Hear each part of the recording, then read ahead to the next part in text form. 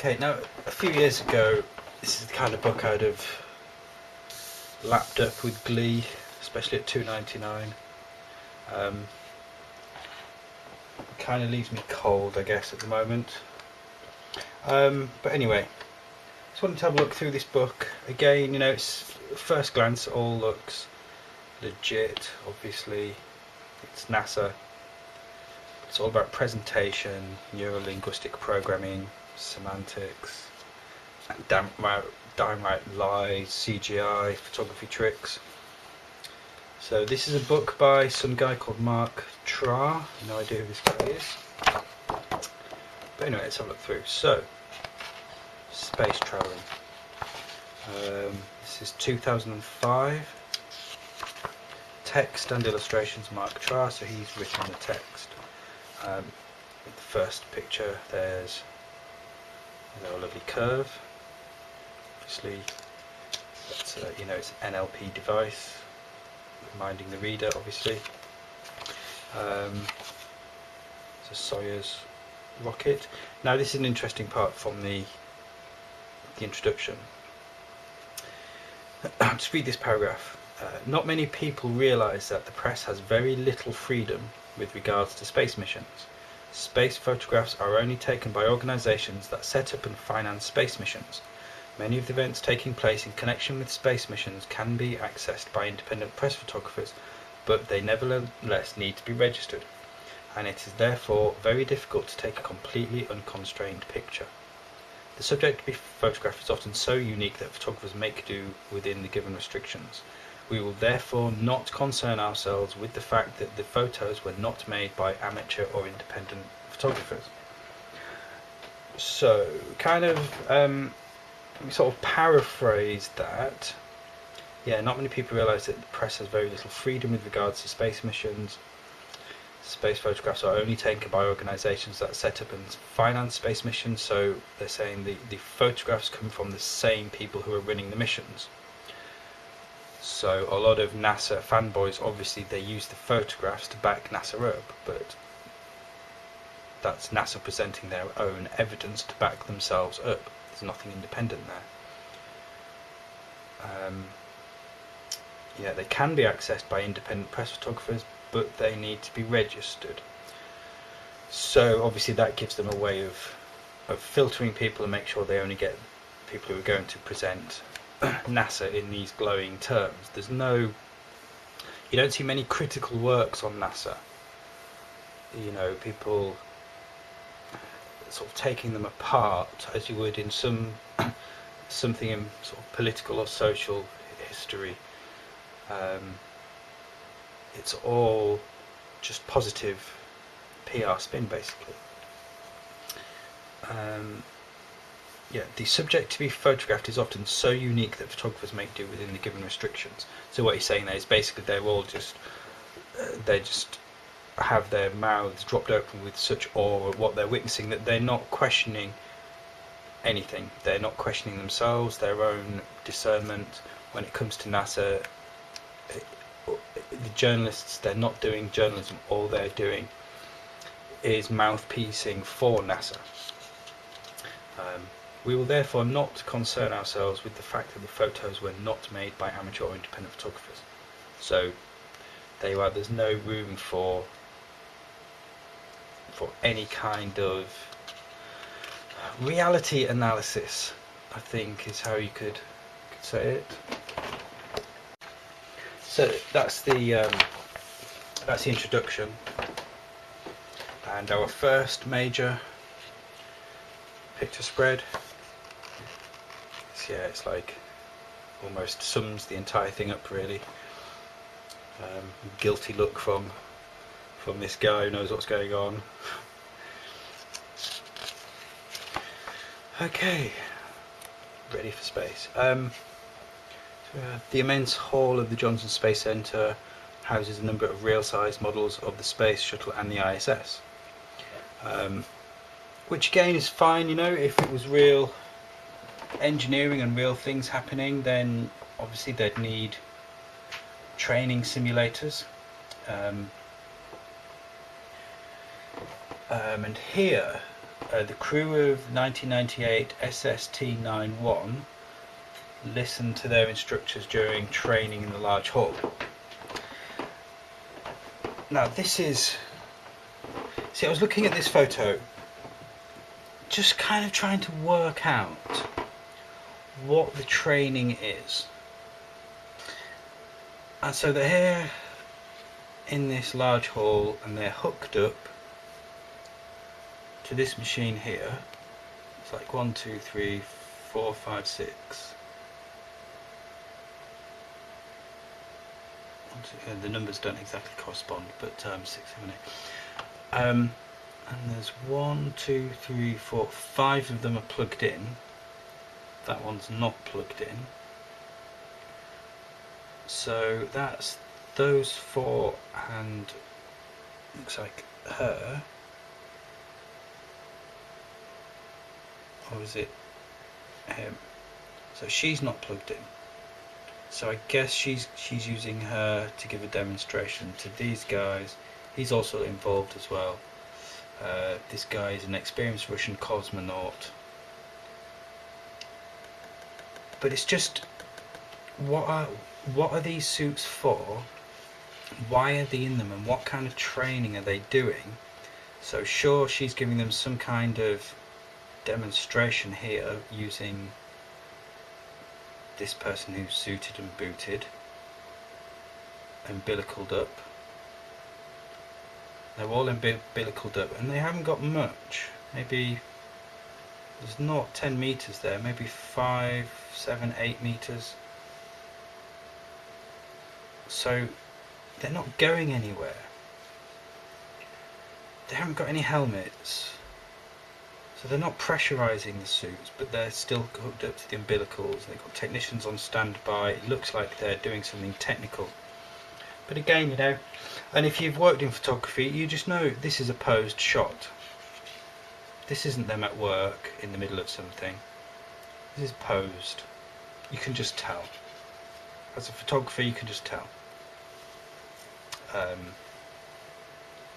You know, it's like, well, you guys go there, do something, and I'll take some photos, and you've got, make sure we get this machine and these guys in. It's all technical, it's all stuff happening, but they're umbilicaled up into these strange hybrid suits. The suits don't make sense, the situation doesn't make sense, the umbilical doesn't make sense. You know, if they're just testing and embedding the technology in, why do they need the astronauts? And any engineers can do this. And these astronauts are supposed to be the best of the best of the best of the best. I mean, they're not all military. A lot of them are civilians now, but they're mostly military based and they have military training, and it looks like they're being trained to sit around and, yeah, who knows? I've looked at this photo quite a lot, and it might not seem much, but it utterly mystifies me as to what they could possibly be doing as regards astronaut training and why they're in those suits. And here's more on the theme. You know, these are the suits. So these are training suits. So they're not replicating a spacesuit in any way. They're to give them facilities and to facilitate their training, and also to be able to attach the helmet. So I guess it's acclimatizing, comfort, I don't know. So this says, French astronaut Michel Tognini is evacuated from a simulator of a space shuttle during a training in Houston. So this is an evacuation training from a space shuttle. I mean, why? I mean, he's attached through his suit here. It's actually looped in. It's integral to his suit in some way here. The suit is like designed for this kind of stuff. So are you telling me that the spacesuits have these loop attachments to be able to sort of abseil out of the shuttle? When? I mean, how do they? It doesn't. This exercise doesn't make sense for an astronaut, frankly. And neither does this one really. Russian cosmonaut Gennady Strakalov slides down an inflatable slide, a simulator.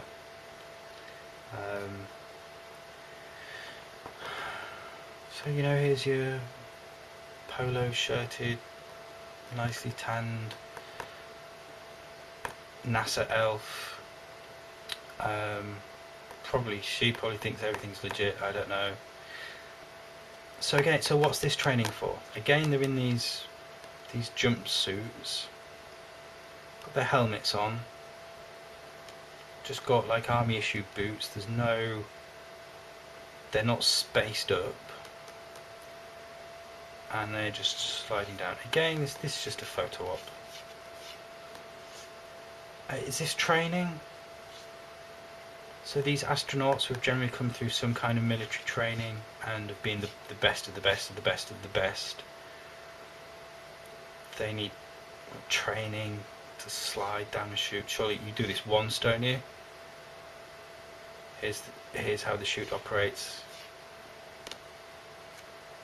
You do it once and that's your training, isn't it? I mean, is this training? Does that really, like the abseiling? I mean, isn't this the kind of stuff they do in military training anyway, or is this part of it? I mean, it doesn't seem to be astronaut training. Maybe it's just general, keep them busy doing anything. Now this photo, I have a lot of problems with this photo. I'm still trying to decide whether or not it's photoshopped. Yeah, they just, especially her, they just look a bit unnatural in their placings. Looks a bit flat. Looks a bit flat. So yeah, playing around in zero gravity is surely fun. Here's the crew of a 1992 shuttle mission, floating in an airplane, flying in a special parabola. The plane flies straight up, only to switch off the engine shortly afterwards and fall. At a safe flight level, the plane then begins a new climb up. At the top of the curve, the passengers for some tenths of seconds find themselves in zero gravity. Well, I mean, we know it's far longer than tenths of seconds. Maybe that's part of the message they're trying to give out. Trying to get out a paradigm that these zero-G flights were only tenths of a second, when we know they're maybe 30 seconds, 40 seconds, even up to a minute. And yeah, here you are. There they are with their inflatable globe, pointing Antarctica at you. There's that big missing part of Antarctica, because it doesn't exist. Oh, this thing. Right. This is hilarious. The crew of a shuttle mission inspects a cable lift in towers next to a ready-for-launch space shuttle. In case of emergency situation occurs shortly after the launch, the astronauts can quickly evacuate the ship and come board one of these small units, which will then transport them away from the launch pad. These emergency units are located in the upper part of the towers. Once on the ground, astronauts are to take shelter in a tank. Astronauts usually practice only the getting in and out of the unit, because this is a rather dangerous drill which will, according to the expectations of most experts, never be needed in reality. Still, this exercise needs to be carried out. Okay. I mean, again, this guy, this is what it takes to get published. In case an emergency situation occurs shortly after the launch, the astronauts can quickly evacuate the ship. Shortly after the launch? What? Shortly after the launch? Shortly after the launch, That's the launch. It taking off. Shortly after the launch, you say they can. I mean, you know, I'm on page 15 and I'm thinking this guy is an idiot. He can't even read. He can't even write legible English on his chosen topic. Shortly after the launch, the astronauts can quickly evacuate the ship. Right. I think you kind of mean, you know, up to shortly before the launch. Because shortly before the launch, these guys are well strapped in. They're not getting themselves out of those seats. Not in a hurry. And this thing. Astronauts usually practice only the getting in and out of the unit because it's rather dangerous. So they just get in and then they step out. They don't bother shooting down. Fine.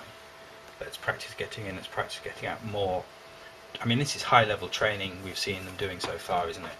You know, most of the training they've done, of stuff we've seen so far, is stuff you can do it once. Right, okay, I think I've got that. This is, again, you know, this is where writers like this are cheerleading and gatekeeping on behalf of the paradigm, and they probably don't even realise they're doing it. Look what he says here. According to the expectations of most experts, it will never be needed in reality. So, the expectations of most experts. I mean, what do you mean by expectations? We don't expect it to be needed in reality. You've had 2 shuttle disasters. You've had multiple unmanned rocket failures. You've had a rocket, you know, in this sort of very situation, crew die on the launch pad. So for your experts to say the expectation is it won't be needed in reality, it doesn't match the data. And who are these experts? According to the expectations of most experts. This is the kind of phrase people throw in when they've got no experts. It's just green steam. It doesn't mean anything. You can't just say most experts. Most experts. Who are the experts? Who's an expert?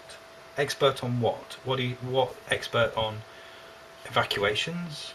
Firemen? Experts on cable cars? Experts on space disasters? Who are the experts? You know, vague and meaningless. Here's the there's 2 of those cable cars. If you see, you can see quite clearly that's one cable car there, and there's another one behind it there.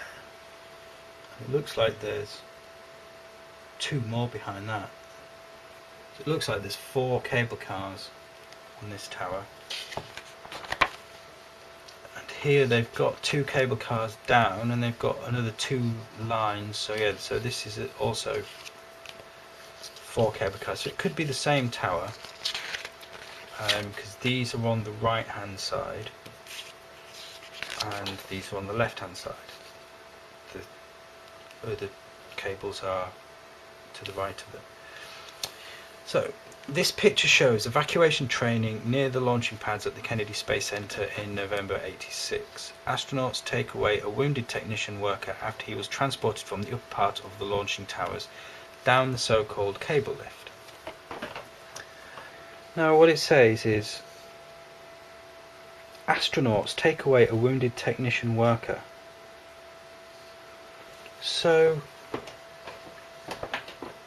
like what? So, again, the words that the author has written do not make sense. Astronauts, they're the people who go into space. Take away a wounded technician. Obviously, this is a training exercise, so we're not expecting a real wounded technician. So, this is a training exercise. So I guess some of these guys must be astronauts, maybe 4 of them. There's guys here with fire suits on. These guys are in silver. There's a couple more guys in silver. So I guess these guys are just going to have to tough it through the flames. But I mean, what's going on here? So again, that doesn't make sense. That they're the astronauts are taking away a wounded technician. Why are the astronauts carrying a wounded technician?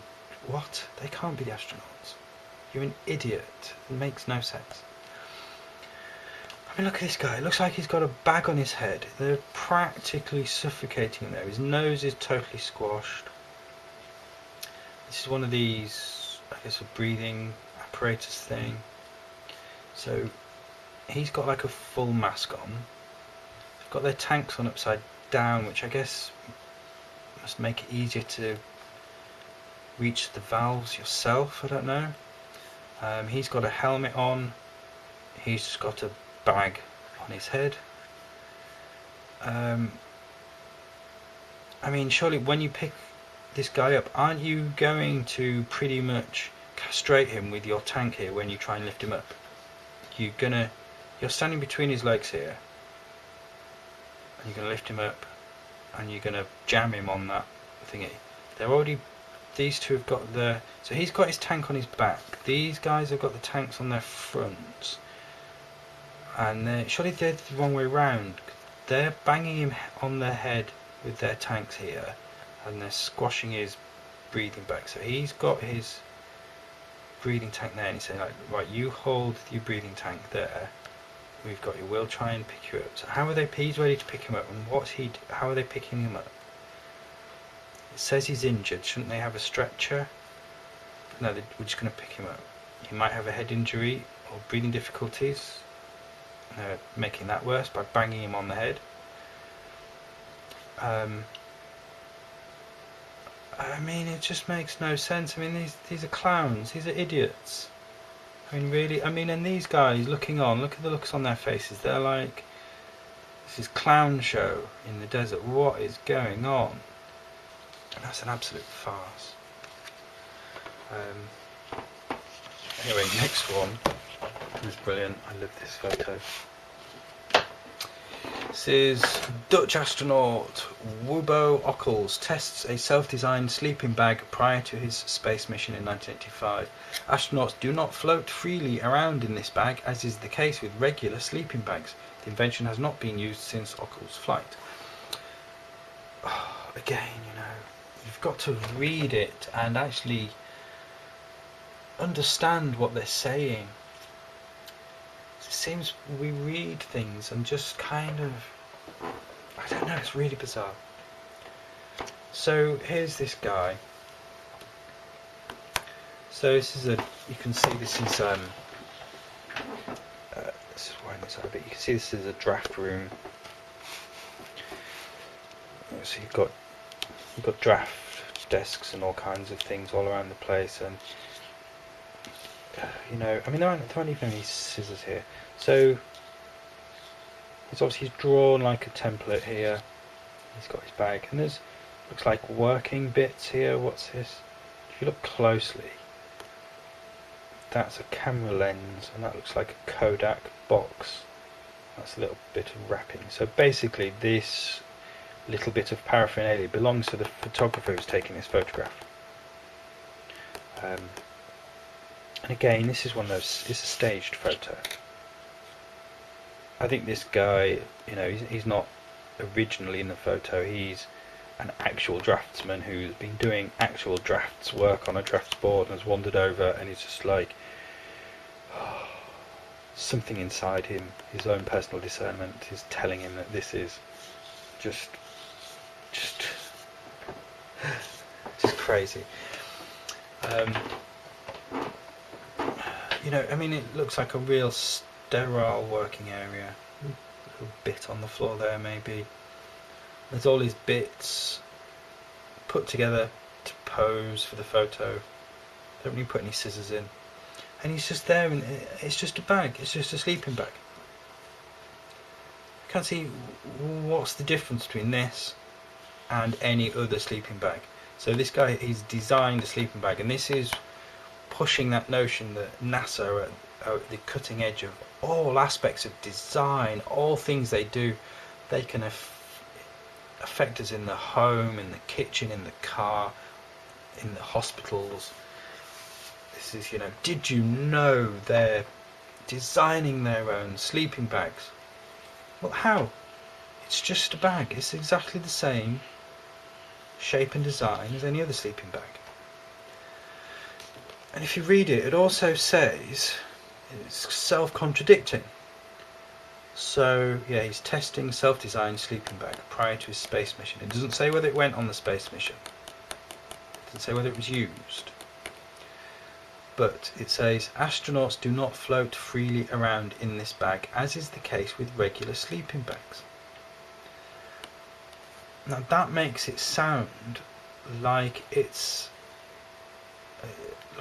canon in, you know, that this is how it happens, and people sort of, they'll have an NLP memory of, they'll read this book maybe and put it down, and 15 years later they'll have this subconscious NLP memory that, yeah, there was a NASA astronaut, he actually invented a sleeping bag. You know, it was better, astronauts didn't float around as much, blah blah blah. Astronauts do not float freely around in this bag. Followed by the sentence, the invention has not been used since Ockel's flight. So it was useless then. But it's made it into a photograph and part of the kind of the NASA kind of folklore of how they're on the cutting edge of design for everything. Cutting edge of design, my arse. I mean, look at the state of that. Yeah, anyway. We're doing a parachute jump. Eileen Collins. I mean, it's kind of interesting in this photo. You've got these things numbered. They look like Petri dishes. There's bits and pieces everywhere. So and it does look like it's an experiment. I mean, and again, they're supposed to do lots of science experimenting on up in space. I kind of question their lab conditions.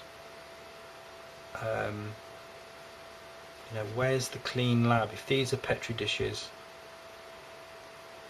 doing their thing, awaiting results, you know, whenever they show us them doing, hey, we're doing a science experiment, they always seem to just be doing it it's like in the middle of their living quarters. It's like, oh yeah, let's just throw some water about, or some... Okay, these photos are about the STS-84 shuttle mission crew practice and evacuation drill. So part of the evacuation drill, so again it follows on from this stuff. So here's the narrative, there's the astronauts, they get in that, here's the next part of the narrative, they're down on the ground, they have the evacuation drill, they are carefully and safely, with full procedure, carried safely away. And then when they get down on the ground, they get into one of these. So this is the next part of that training. So again, you know, they need training for this. Really? So, okay, fine. And again, it's this kind of stuff, you do this once, don't you?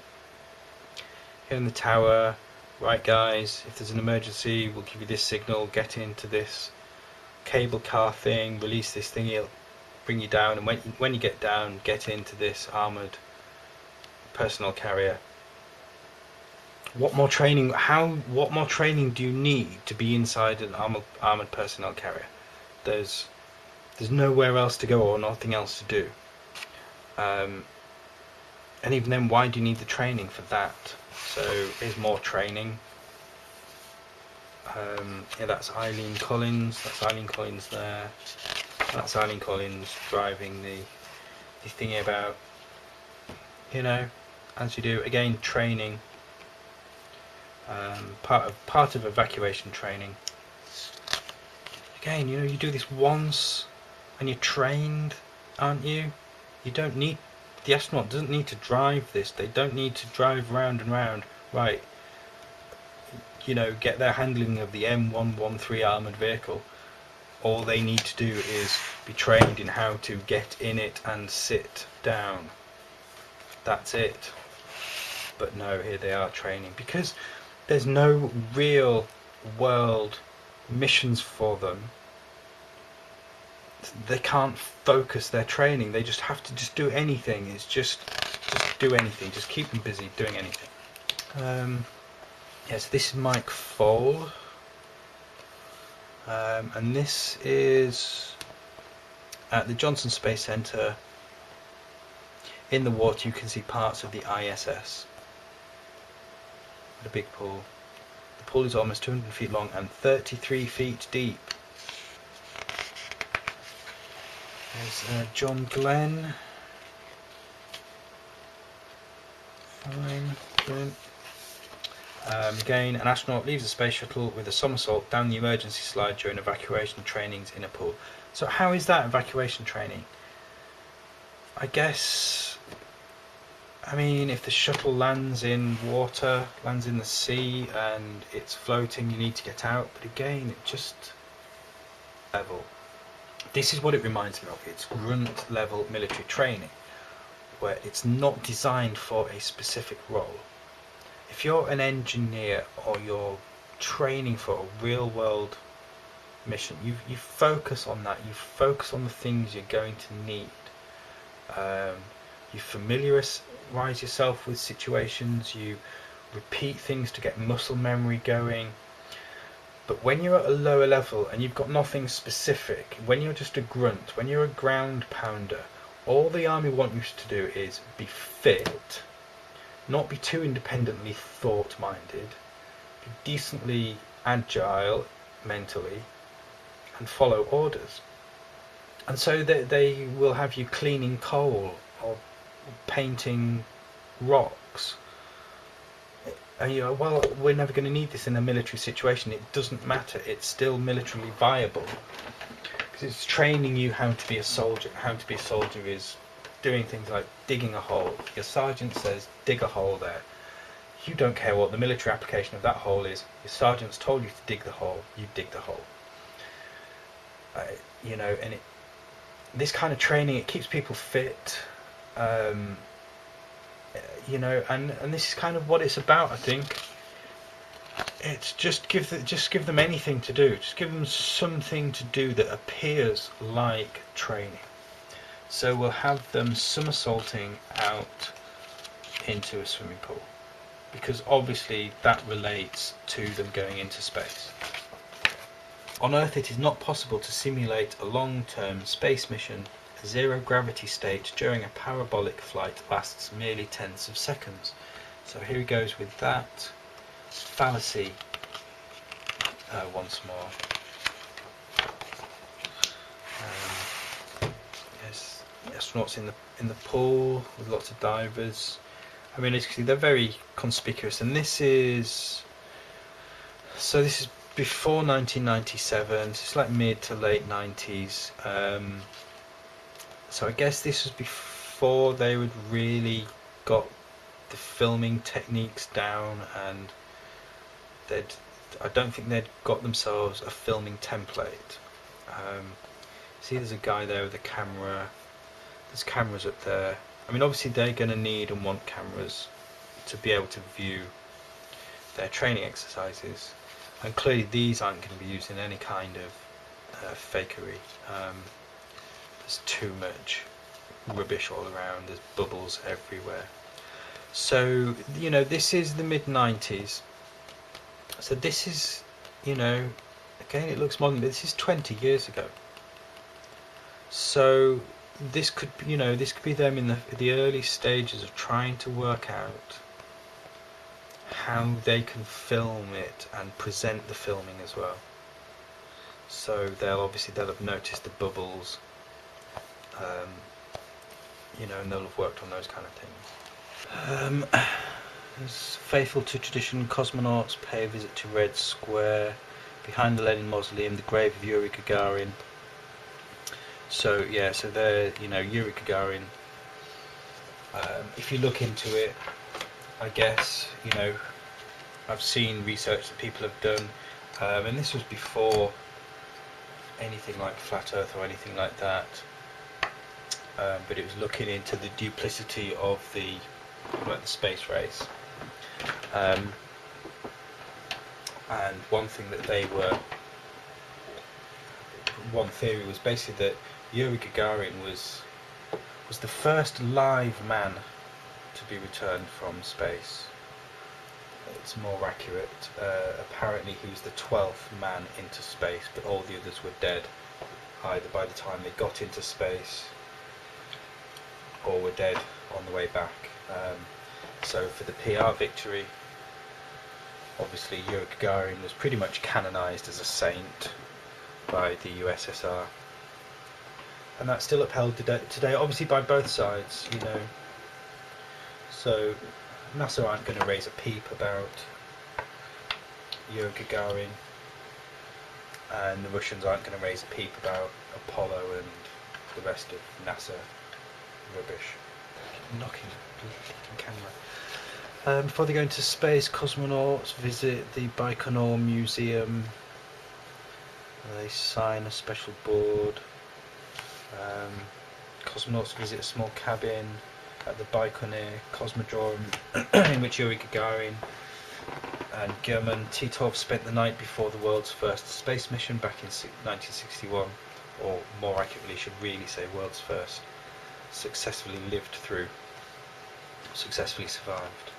Inside is a bed which Gagarin slept in. So this is canonization, this is cult of personality, this is how the paradigm works. We know this. We know this is how they work. So this is a signpost on the paradigm which helps it to solidify the lies. You get it in all kinds of disciplines around sort of studying the paradigm. So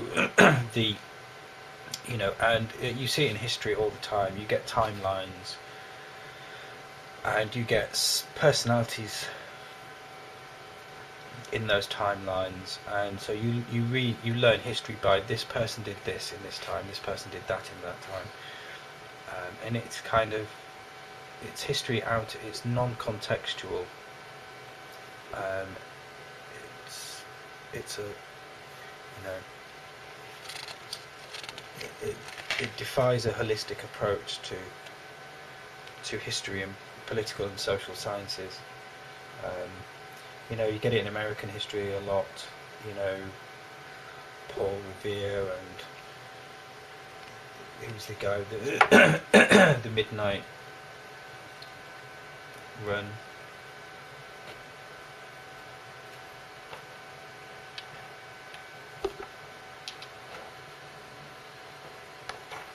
So, so here we are, statue of Yuri Gagarin at the Baikonur Museum. So it's the canonization. It gives people something to focus on and something tangible to grasp, and they're like, I know it's real. I've seen statues of the first man in space. I've touched the statue. I've seen it. It's, this is propaganda through and through. Okay, waving goodbye to the press. Astronauts. Okay. There's the shuttle taking off. That's got to be from a movie camera. There's no way there's a person took that photo. This is a model. Now these are photos. We've seen these videos gone through on people's YouTube channels. This is Italian astronaut Roberto Vittori and South African Mark Shuttleworth. The state of those spacesuits, they really are pretty grimy. So these are like These are like the internal jumpsuits that they wear, like the flight suits. Yeah, and we've seen people point this kind of thing out. It's an astronaut getting dressed. There's the guys with their, their masks on. I guess they've probably been sharing the same training facility all this time anyway. They are, with these carpets and these curtains and these little tables and chairs in this weird room. It's a very non-technical space room. Try to kind of forensically analyse them, and people have pointed this out on YouTube. It's like these are neuro-linguistic photographs. This is all you need to see really. The masks and the bit of uniform with the patches on. It's like ignore the trainers and the setting of the room and any technicalities of what they might actually be doing. And again, I stand, I'm prepared to stand corrected. It may all be legit, fine.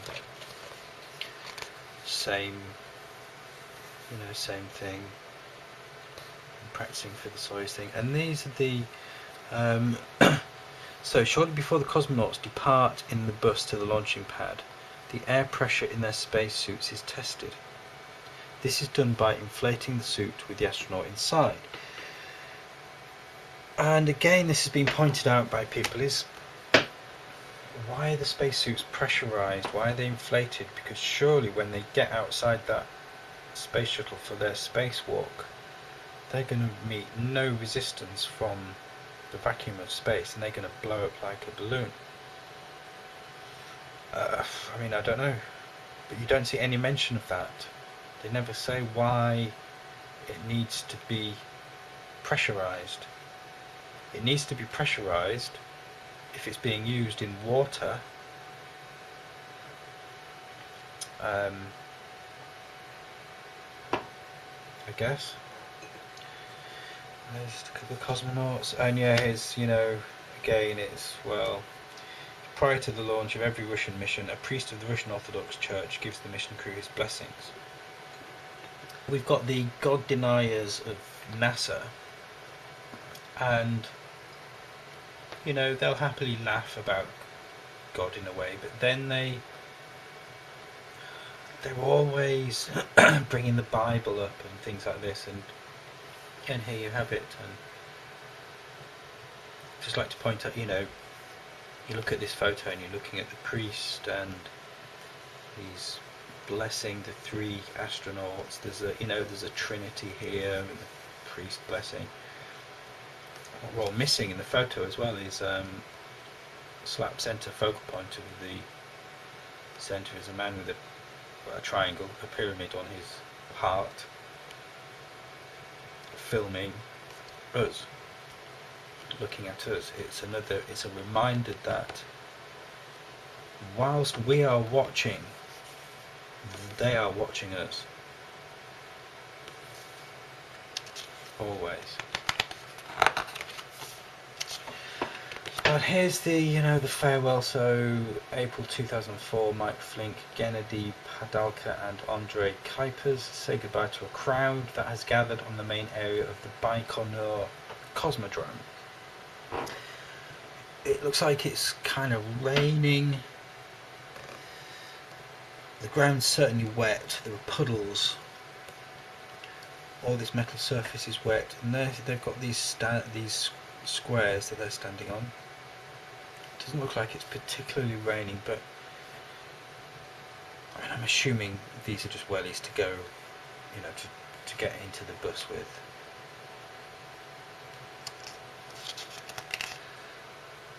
As soon as they finish saluting, they will get on a bus waiting for them outside that will transport them to the launch pad. They're standing on their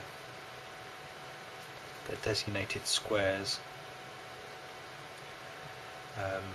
There's even a tram line there, so they must, come up to those squares, stand on those squares. It's like a ritual. It's a trinity. There's a Soyuz on its side. Different method to the Americans. The Americans use theirs on the end. This is a lot more feminine and kind of tree-like. The Americans very phallic and masculine. There's the Soyuz. There's a horseshoe nailed to the bus that takes them to the Soyuz.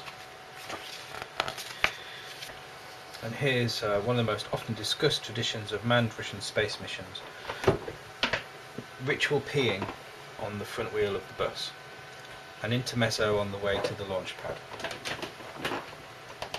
The first man to try to shirk obligation was American astronaut Norman Thurgood, who flew to the Mir station in 1995. He was afraid that he would be caught in the act on camera. Yeah, whatever. So they stop on the way and they piss on the front wheel. The area around the launch pad must be cleared before the start. Unauthorised people are not allowed within 3 miles of the launch pad. The unique swamps around the centre are swarming with alligators. So it's pretty good for security. And if you're talking about keeping like snoopers at bay with zoom lens cameras, you've got a 3-mile exclusion zone. And around this launch pad, which looks a fair decent distance, here's alligator infested swamps.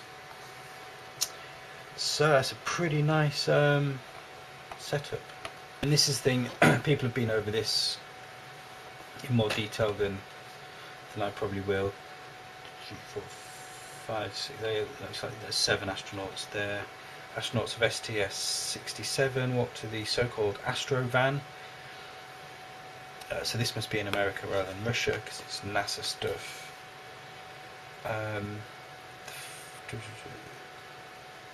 Yeah, the walk past is the last opportunity to take pictures of astronauts before they leave Earth. The security measures around this event are very tight. Well, I bet they are. I mean, there's photographers, obviously. There's a couple of women here. I don't know who these women are. Chaps just standing about. Guy just standing about. And lots of photographers. So, sure, the other things we were looking at were Russian, but you know, we were looking at guys with masks on their faces, and I remember back when I was at school learning about this kind of stuff, used to learn about how important quarantine was for the astronauts, and they'd be in quarantine for 6 months, 9 months, whatever it was a long time away from people, isolated so they didn't get sick in space. They were quarantined afterwards. And they're not, you know, they're within spitting or sneezing distance, I guess, of this crowd. They said security is tight, but have they all been medically tested? Have they all been swabbed? Have they been in any kind of quarantine? Just, again, it's where parts of the lie, as it were, don't match up, because they have got to keep up the PR. They've got to keep up appearances. And these guys, don't forget, they'll all have been individually selected. There won't be anybody here who's actually thinking technically, along personal discernment, what's actually happening here, not just what am I being told is happening here. Because frankly, what is happening here empirically is some people are getting on a bus. It's a kind of Cartesian way of looking at it, if you like. That's Mir. You can see what the Kelter, these are water containers. These things. Crew members of the ISS pose for a group photo. Most of them are visiting astronauts who will stay only shortly. The standard crew on the station currently consists of 2 people, so this was like over 10 years ago they're talking about. You know, whatever, again, it's one of those photos, It could be photoshopped, it could be posed on a zero-G plane, it could be studio made, whatever. I mean, this guy who's put this together has used no discernment. He's told us that he's just going through an archive of photos that have very little technical background or description to them. See,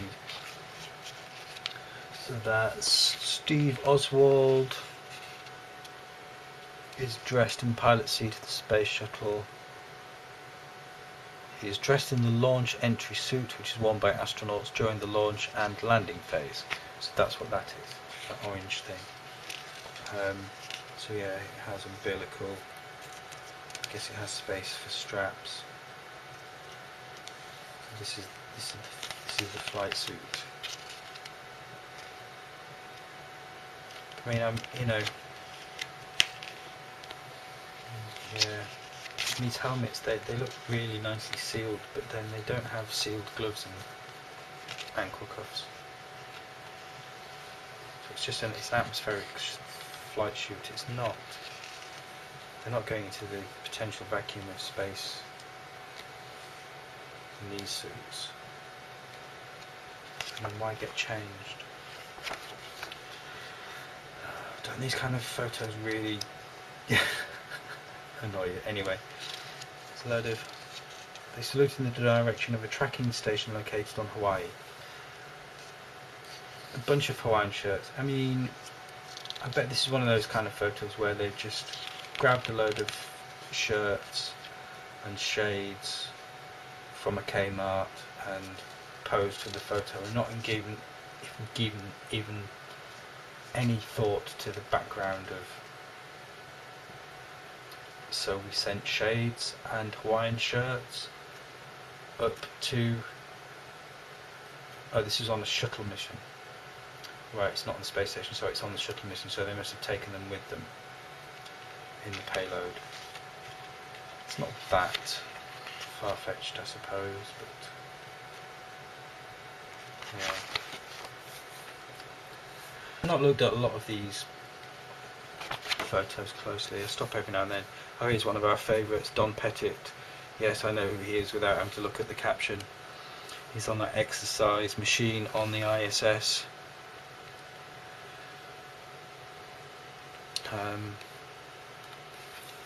Here's astronaut Marsha Ivins.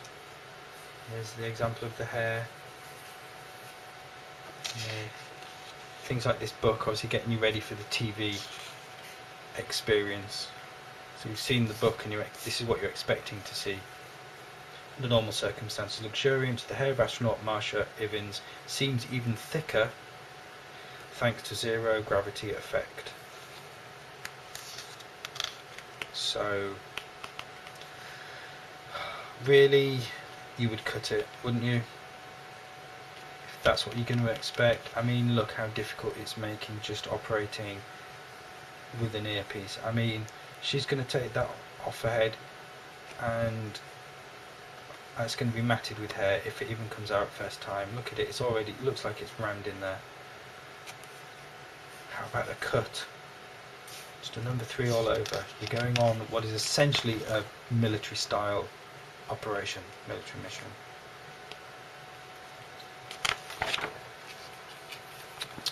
Space Shuttle Commander Kenneth Cockrell washes his hair in zero gravity. He uses a special shampoo which is also used in hospitals and does not require much water. There are actually no showers, neither aboard Space Shuttle orbiters nor the ISS space station. Astronauts wash themselves by means of wet towels. A long hot shower is very often one of the first things astronauts crave after they return to Earth. So yeah, his towel thing. I do not understand this. I have tried to interpret this photograph and this caption many times, but well, what you see is what you see. You see an unfocused cameraman in the background. Astronaut. There's an ISA flag. That looks like an egg on the ISA flag, and there's an egg. I mean, sorry, ESA, European Space Agency. So, Dutch astronaut Wubbo Ockels photographed while conjuring, in quotes, an egg of Columbus during his space mission in November 1985. I have no idea what that means. He's going to tell us. This refers to the future contribution of Europe to the ISS. The European experimental module will bear the name Columbus. And with the trick, he is trying to show that you can in fact put an egg upside down without making a dent in the egg. I have no idea what that could possibly mean. I get this kind of thing. The egg, it's like an acorn, a seed, it's for the future. This refers to the future contribution of Europe to the ISS, an egg of Columbus. I mean, what? That's clumsy and barely legible as it is. And with the trick, he's trying to show that you can in fact put an egg upside down without making a dent in the egg. Neither of those two phrases in that sentence make any sense whatsoever. Just doesn't make any sense. Oh, here's a musical instrument. So this is on the ISS. You see all the hardware equipment, and he's playing a musical keyboard. There's a guy with a guitar. This is on the Space Shuttle. No, sorry, this is on Mir, and this is on the Space Shuttle. So I guess in the old days, as it were, when they were using the Space Shuttle, it's probably, it's probably not that difficult to get a flute. I mean, a large keyboard is a bit trickier, but doable. But a flute, pretty easy to get aboard something like the shuttle and get it up to the space station, I reckon. But these days, when they're just using the Soyuz, those things are calculated to the ounce and the square millimetre. There's no way you put in things like this aboard to get up to the space station these days. Not since they've stopped using the shuttle. Yeah, look, you see, ISS crewmate. So this would have come up on the shuttle. It had to have done. There's no way.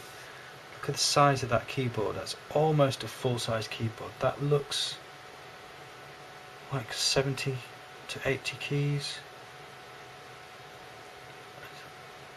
So it's like 1, 2, 3, 4, 5. There's at least 5, maybe 6 octaves, possibly 7. So that's a 6-octave keyboard there. Full-size keys. It has to have come up on the shuttle. It's still pretty big. But anyway. This is supposed to be a collapsible guitar. I don't know how or where that collapses, but there you go. And this is on Space Shuttle. In the background there's a floating guitar that has been in the Mir for years. Oh, there you go. Yeah. The guitar's been on Mir for years. So that guitar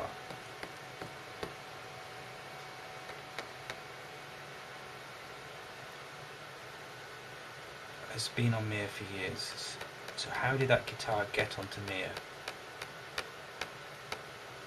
Because Mir wasn't visited by the space shuttle, not as far as it might have been. So that went up in a Soyuz, in that tiny cramped thing.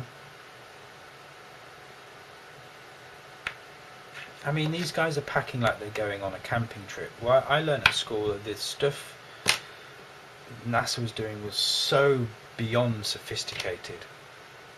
Particularly for, things were, the way they had to pack things onto these rockets to get them into space, for weight and size, that was all the consideration. And here's guitar. I mean, did they put stuff in the... because that guitar is hollow. The body of that guitar is hollow. Were the NASA engineers aware that this guitar was packed, stuffed the inside with stuff? You know, if they'd have rammed loads of packets of food or something in the inside of it and packed it in somehow, so then it's almost taken up no footprint because it's just. Otherwise, it's gone up on a Soyuz rocket with the astronauts. Where they put it behind their seat, in the rack above the head. I mean, where's that guitar? How's that guitar gotten to me? The only possible way I can see that is on the shuttle. It seems to be the only vehicle that has that kind of room, like a truck, for transporting all these kind of stuff. There's loads of instruments on up there. Okay. Yeah, here we go again. It's only a small keyboard. I'll give it that. You could probably carry that in your hand. Astronauts clean their teeth in space in 1993 above shuttle Discovery. It's important not to open your mouth too much because you then will have drops of toothpaste floating all around you. Take note for later videos, but they're saying, so even so, it's important not to open your mouth too much because you will then have drops of toothpaste. But yeah, there was a photograph of an astronaut there with his hair well lathered. It didn't look like he was paying any attention to any drops going anywhere. Cosmonaut Valery Kozov cuts the hair of his American colleague Peggy Whitson. The vacuum device, he gets rid of the loose hair so that it does not float around anywhere. I guess kind of fair enough, but would you even risk the 1 or 2 hairs? Breathing that stuff in is pretty nasty.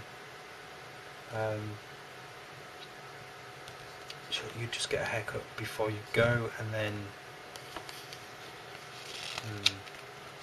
well, there's more jiggling oranges. That's on the ISS, floating drop of water.